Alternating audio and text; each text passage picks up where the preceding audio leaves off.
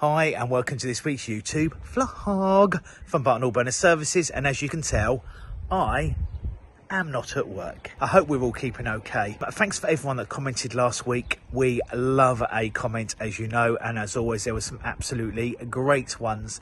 And also the hashtag bring back Dick Puller has clearly worked because he's been in contact with us. Thank you, Mr. Puller, for letting us know you're okay. It does sound like you had a bit of a random time, but that's, I suppose, is a story for another day. Also, people that have subscribed last week, thank you very much. We do really appreciate it. Moving quickly on to this week's vlog, I am doing, or did do, a Thermobile space heater. For them who don't know what they are, they're basically a heater that sits outside most of the time, or sometimes they're in greenhouses, and then they're ducted into a marquee, a tent, something like that, venues to keep you warm, and they have separate thermostats and stuff like that. So there's a bit of pressure on this one because, as we all know, in the evenings it is still getting a bit chilly, and it's at a wedding venue, so we had to get this one done before a wedding. Let's just crack on with this week's vlog. Here we go, one Thermobile. This is an ITA 35 and they're really good.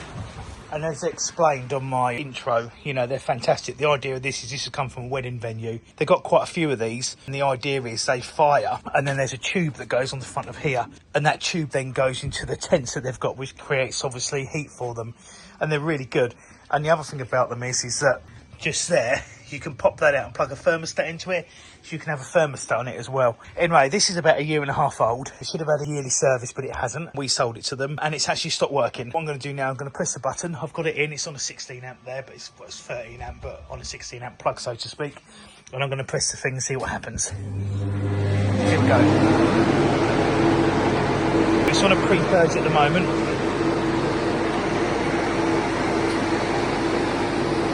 And after about 10 seconds it should fire. Right, I've heard a click from the coil and nothing's basically going on. No, it's totally dead. So either there's no fuel going to it or it's not sparking. They did say that sometimes there's like a bit of smoke or something coming out of here, and if you smell it, it smells very oily. Let's get it stripped to bits. Let's have a little look inside and let's see what's going on. But before I do that, I have noticed one little thing. I took this cap off here where you put the fuel. Look at the dirt in there, just there. It's filthy dirty. I don't know if you can see that.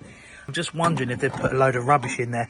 There should be a strainer in here as well, which strains the fuel, and that's missing. I think they could be a victim of their own issues here, but we'll see. Anyway, let's get it to bits and crack on. The first thing I'm going to do, we need to get the top off because everything's just under the cover here. This is the flue. The old flue pot is in the trailer where I picked it up here, that slips on the top afterwards, but we're not going to worry about that at the moment. We're going to undo number 1 here. 2, 3 down the side, the same around the other side, and then we're going to get this top off, and then we're going to have a little look underneath. Top off.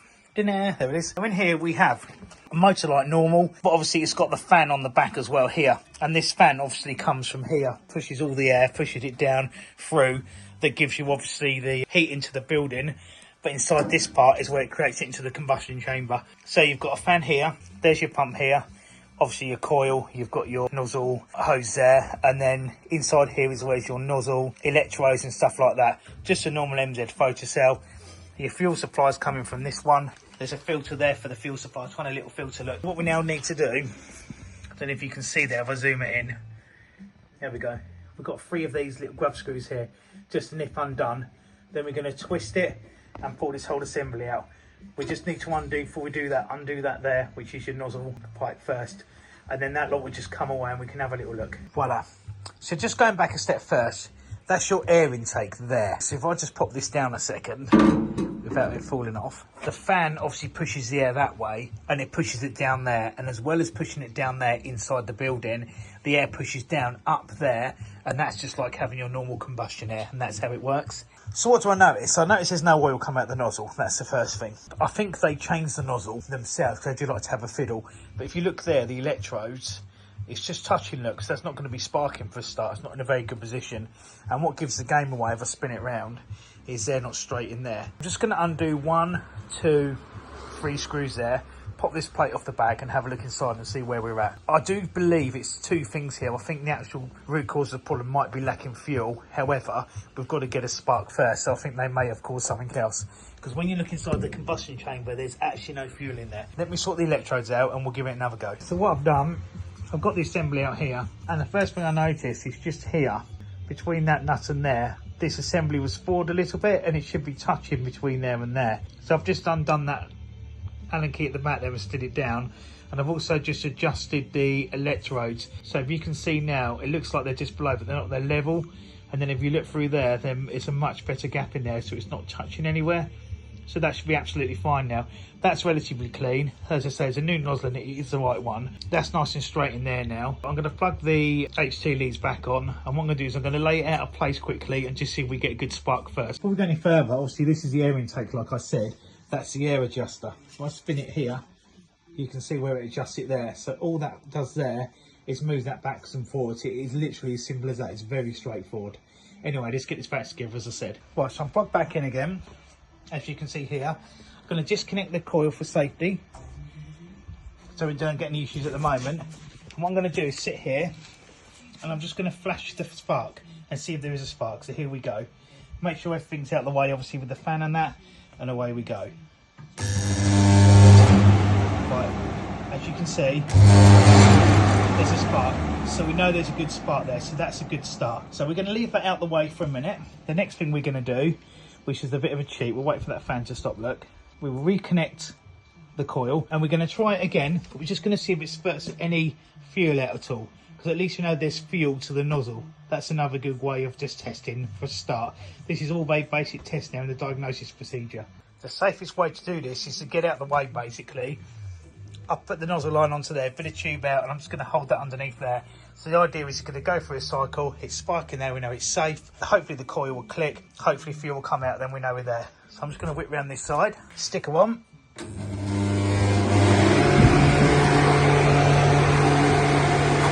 we're just going to wait.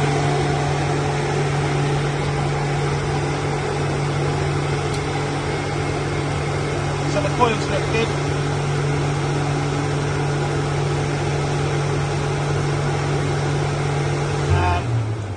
Go. There's a little bit of fuel there. I'm going to stick this back together and I'm going to see if it goes. Not the most amount of fuel in the world, so I'm just wondering if it'd run back for some reason. Let's see how we get on. Right, we're back together, but you have to put the lid on. If you don't put the lid on, like I explained earlier, you get no combustion air going through. It's not on tight, I've just put the 4 screws in roughly. Let's see what happens now. So again, we're going through a pre-purge. 10 to 15 seconds, hopefully it might fire.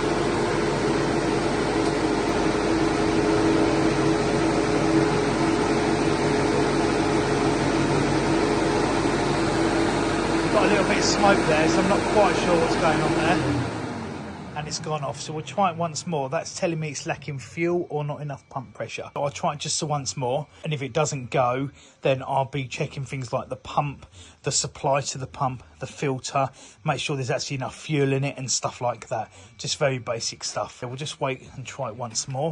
I don't think that'll be ready yet. No, we have to give that probably another minute or so. Right, let's try it again. No, not quite there yet. You have to be patient. 2-minute reset on these. Here we go. So we'll just try it again now.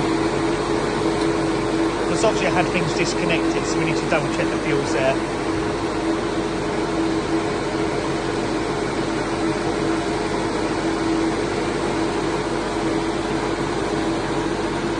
No. We'll just have a little smell of that smoke. It's not firing properly at all, so that's their fuel ratio wrong, or it's just not enough fuel getting in. I don't think there's enough fuel getting in. I think it's coming in at a dribble rather than a pace. Let's get it apart again and investigate further. Just going to try one more thing. I've just reduced the air slightly because I did notice when I took the cover off it was a little bit high for one of these. So I'm just going to try it again. I'm not convinced it's going to fix it, to be honest, but we'll just try it the once and find out.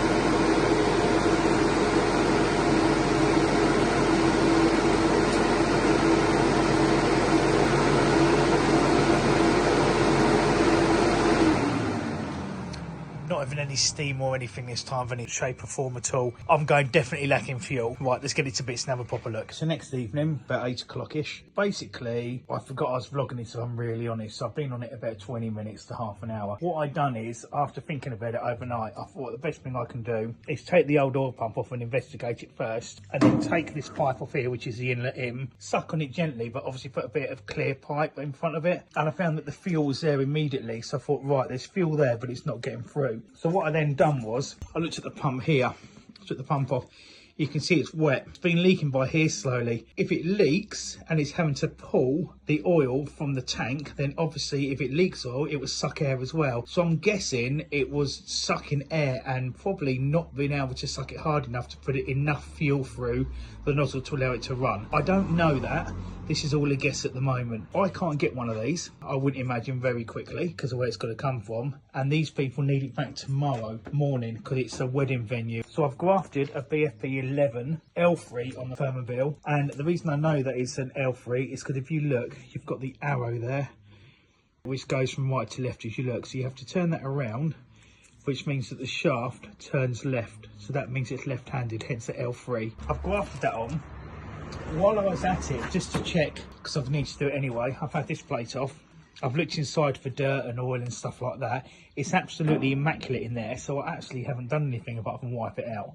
So that's all back on, that's back in.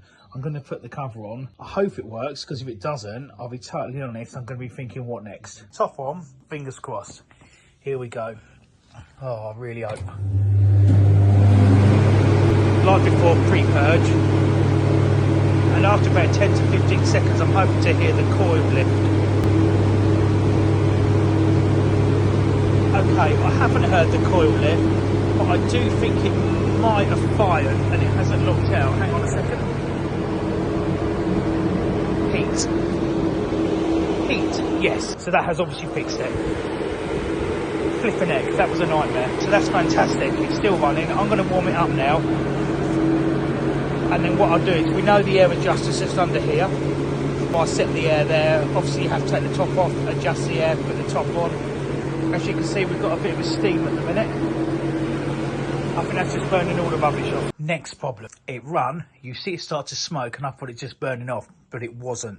It would smoke, fire, run for a while, off, fire, run for a while. And when it would then smoke, it was blue smoke. That's pulling air. Air's coming from somewhere. Knock that pump out. We've got a better pump on there. It just keeps running, but it keeps refiring. So I've just gone down here and to my shock, it's a 1.5 year old product. I don't know if you can see that. Let me have a look. There you go, look. It's got a split in it. So that is a massive issue. I'm going to cut it back and see if I can get it going again. Actually, I can't do that because it's perished all the way. So I'm going to have to try and get something now this evening to repair that with and then continue again. Good news, we're going again. But this time it's been running about 15-20 minutes on. It's not smoking anymore. I cut back the outer surrounding of this bit further here. And once I got down there a couple of inches, it basically went all absolutely fine. So I don't know if this has been outside in weather or anything like that, but I've sort of pulled the outside back quite a way and it's absolutely fine, the rest of it. So I've sort of got away with one there. But the main culprit, if I could do it, see if we can get that in focus. Maybe not. Well, it's basically this bit here. That's what it is. It's totally had it. I've cut the end off it. What I'm going to do is order a new set of pipes for this. The main thing is they can use it for the wedding tomorrow. That's the most important thing. And then I can have it back in a few weeks' time. Because obviously, even though it's supposed to be summer now, in the evenings you still get chilly. That's why they want it. But when it comes back in the summer, I'll have it back. I'll vlog doing all the pipes because they're quite awkward to do on these. I've got to take a lot of it to pieces. To reiterate, as I said earlier, I'm going to adjust the air here now. You have to keep taking the top off to adjust it. I just need to double check the pump pressure. It's 12 bar, but I can get engaged. You can do that with the coil disconnected, but it's on the live side of the pump, so that's fine. And then we go from there.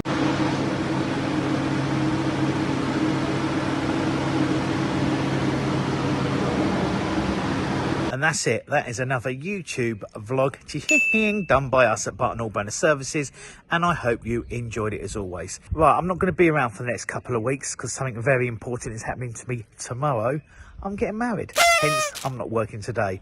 And there's a lot of preparation going on. Until next week, have a great weekend, everyone. And I will see you in a few weeks. And boys, do a good job of the vlogs because I'll be watching you from Crete because that's where I'm going.